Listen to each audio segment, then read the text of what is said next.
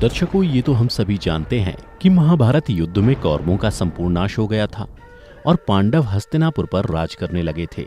साथ ही ये भी हम सभी जानते हैं कि अपने 100 पुत्रों की मृत्यु से व्यथित कौरवों की माता गांधारी ने भगवान श्री कृष्ण को यह शाप दिया था कि जिस तरह उन्होंने कौरव वंश का नाश किया है, उसी तरह एक दिन उनके वंश यानी यदुवंशियों का भी नाश हो जाएगा।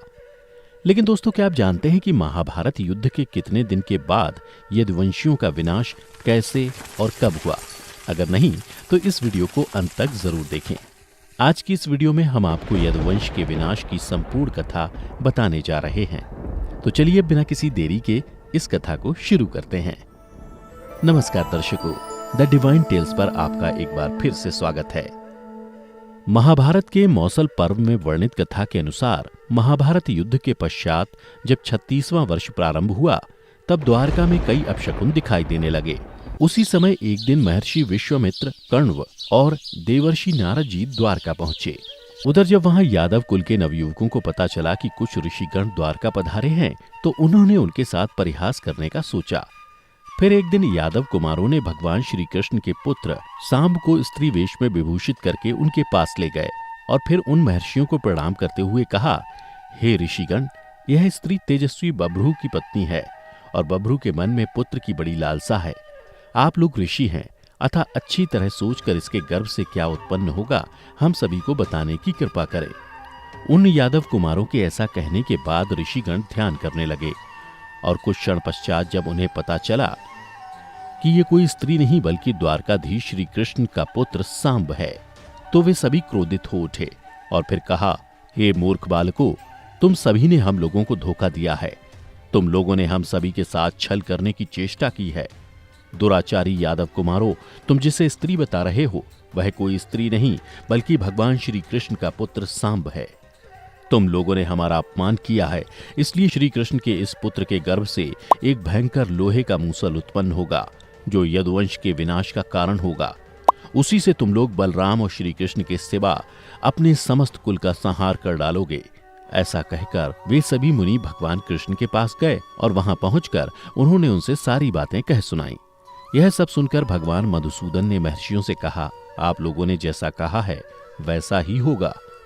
इसके पश्चात ऋषिगण अपने आश्रम चले गए और फिर अगले दिन सवेरा होते ही जब सांब ने उस शाप जनित भयंकर मूसल को जन्म दिया, तब यदुवंशियों ने उसे ले जाकर राजा उग्रसेन को दे दिया। उसे देखते ही राजा के मन में विषाद छा गया। उन्होंने उस मूसल को कुटवा दिया, अर्थात अत्यंत महीन चूर्ण करा दिया। फिर राजा की आज्ञा से उनके सेवकों ने उस लौह चूर्ण को समुद्र में फेंक दिया। उसके पश्चात उग्रसेन ने नगर में यह घोषणा करा दी कि आज से द्वारका के कोई भी नगरवासी मदिरा न तैयार करें। जो मनुष्य कहीं भी छिपकर कोई भी नशीली पीने की वस्तु तैयार करेगा, वह स्वयं अपराध करके जीते जी अपने भाई बंधुओं सहित सूली पर चढ़ा दिया जाएगा। उसके बाद लोगों ने राजा के भय से यह नियम बना लिया कि आज से ना तो मदिरा बनाना है और ना ही पीना है। इस प्रकार द्वारकावासी अपने ऊपर आने वाले संकट का निवारण करने के लिए भांति भांति के प्रयत्न करने लगे। लेकिन कहते हैं ना कि विधि के विधान को कोई नहीं टाल सकता। यही बात द्वारकावासियों के साथ भी हुई। भगवान कृष्ण भी विधि के विधान को नहीं टाल सके।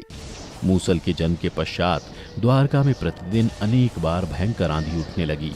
चूहे इतने बढ़ गए थे कि उनकी संख्या मनुष्यों से ज्यादा हो गई। वे मिट्टी के बर्तनों में छेद कर देते तथा रात में सोए हुए मनुष्यों के केश और नख कुतरकर खा जाया करते। सरस उल्लुओं की और बकरे गीदड़ों की बोली बोलने लगे।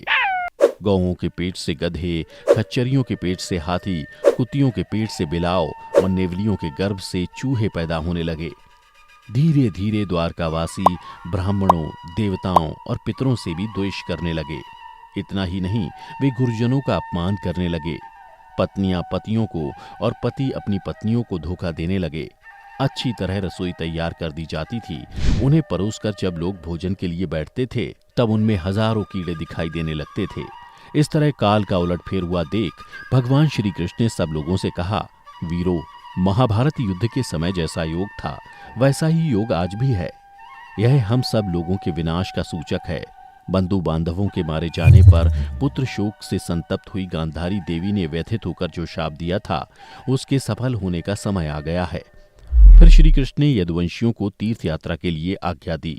तत्पश्चात भगवान श्री कृष्ण के आदेश से द्वारकापुरी के सभी पुरुष प्रभास क्षेत्र में आकर निवास करने लगे।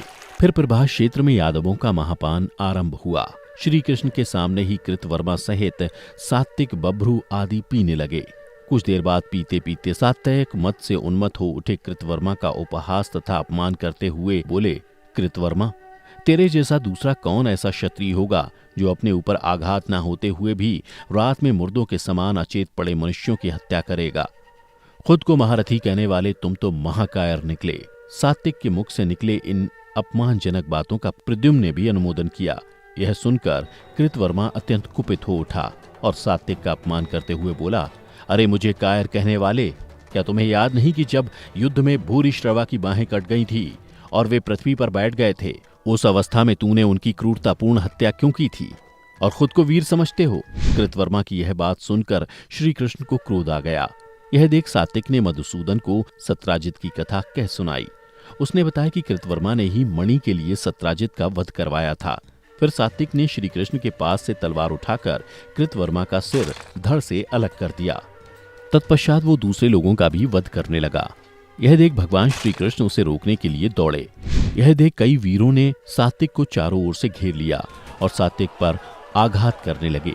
जब सात्विक इस प्रकार मारे जाने लगे, तब क्रोध से भरे हुए प्रद्युम्न उन्हें संकट से बचाने के लिए स्वयं उनके और आक्रमणकारियों के बीच कूद पड़े। फिर दोनों मिलकर विरोधियों का सामना करने लगे, परंतु विपक्षियों की संख्या बहुत अधिक थी, इसलिए वे दोनों श्री कृष्ण के देखते देखते उनके हाथ से मार डाले गए। सात्विक तथा अपने पुत्र को मारा गया देख श्री कृष्ण क्रोध में आकर एक मुट्ठी इरका उखाड़ ली। उनके हाथ में आते ही वह घास वज्र के समान भयंकर लोहे का मूसल बन गई। फिर तो जो सामने आए उन सबको श्री कृष्ण ने उसी से मार गिराया। दर्शकों, आगे बढ़ने से पहले बता दूं कि एरका घास मूसल के उसी चोंच से जन्मी थी जिसे राजा ने समुद्र किनारे फेंकवा दिया था। फिर काल की प्रेरणा से यदुवंशियों ने उन्हीं मूसलों से एक दूसरे को मारना आरंभ किया। जो कोई भी क्रोध में आकर एरका नामक वह घास अपने हाथ में लेता, उसी के हाथ में वह वज्र बन जाती थी। उसके बाद उस मूसल से पिता ने पुत्र को और पुत्र ने पिता को मार डाला। काल चक्र के इस परिवर्तन को जानते हुए श्री कृष्ण वहां चुपचाप सब देखते रहे और मूसल का सहारा लेकर खड़े रहे। श्री कृष्ण ने जब देखा कि उनका पुत्र सांब और पोता अनिरुद्ध भी मारा गया, तब उनकी क्रोधाग्नि प्रज्वलित हो उठी और उन्होंने उस समय शेष बचे हुए समस्त यादवों का संहार कर डाला। उसके बाद दारुक, बभ्रू और श्री कृष्ण तीनों ही बलराम जी के चरण चिन्ह देखते हुए वहां से चल दिए। थोड़ी ही देर बाद उन्होंने अनंत पराक्रमी बलराम जी को एक वृक्ष के नीचे विराजमान देखा, जो एकांत में बैठकर ध्यान कर रहे थे। फिर वहां पहुंचकर कृष्ण ने तत्काल दारुक को आज्ञा दी कि तुम शीघ्र ही कुरुदेश की राजधानी हस्तिनापुर में जाकर अर्जुन को यादवों के इस महासंहार का सारा समाचार कह सुनाओ। ब्राह्मणों तथा माता गांधारी के शाप से यदुवंशियों की मृत्यु का समाचार पाकर अर्जुन शीघ्र द्वारका चले आवे। श्री कृष्ण के इस प्रकार आज्ञा देने पर दारुक रथ पर सवार हो तत्काल कुरुदेश को चला गया। वह भी महान शोक से अचेत सा हो रहा था। उधर दारुक के चले जाने पर भगवान श्री कृष्ण ने अपने निकट खड़े हुए बभ्रू से कहा, आप स्त्रियों की रक्षा के लिए शीघ्र ही द्वारका को चले जाइए। कहीं ऐसा ना हो कि लुटेरे धन की लालच से उनकी हत्या कर दें। श्री कृष्ण की आज्ञा पाकर बभ्रू वहां से चलने को हुए कि तभी ब्राह्मणों के शाप के प्रभाव से उत्पन्न हुआ एक महान दुर्लभ मूसल किसी व्याध के बाण से लगा हुआ सहसा उनके ऊपर आकर गिरा। उसने तुरंत ही उनके प्राण ले लिए। बभ्रू को मारा गया देख श्री कृष्ण ने अपने भाई बलराम जी से कहा, दाऊ जी, आप यहीं रहकर मेरी प्रतीक्षा करें जब तक मैं द्वारका जाकर स्त्रियों को संरक्षण में सौंप आता हूं। इतना कहकर श्री कृष्ण द्वारकापुरी चले गए और वहां अपने पिता वासुदेव जी से बोले, तात, आप अर्जुन के आगमन की प्रतीक्षा करते हुए हमारे कुल की समस्त स्त्रियों की रक्षा करें। इस समय दाऊ वन में मेरी राह देख रहे हैं। मैंने इस समय यदुवंशियों का विनाश देखा है और अब मैं उन यादव वीरों के बिना इस पुरी को देखने में भी असमर्थ हूं। इसलिए अब मैं वन में जाकर दाऊ भैया के साथ तपस्या करूंगा। ऐसा कहकर उन्होंने अपने पिता के चरणों को स्पर्श किया। फिर वे वहां से तुरंत चल दिए। किंतु जब वो राजमहल से बाहर निकले तो उन्हें नगर की स्त्रियों और बालकों के रोने का महान आर्तनाद सुनाई पड़ा। यह सुनकर श्री कृष्ण उनके पास आए और उन्हें सांत्वना देते हुए बोले, देखिए नरश्रेष्ठ अर्जुन शीघ्र ही इस नगर में आने वाले हैं। वे आप सभी को संकट से बचाएंगे। इतना कहकर भगवान श्री वन की ओर चल दिए। वहां जाकर श्री कृष्ण ने देखा कि बलराम जी योग युक्त हो समाधि लगाए बैठे हैं और उनके मुख से एक श्वेत वर्ण का विशालकाय सर्प को निगल रहा है। और उसी क्षण बलराम जी अपने पूर्व शरीर को त्याग कर नाग रूप में प्रकट हो गए। उनमें सहस्त्रों मस्तक थे।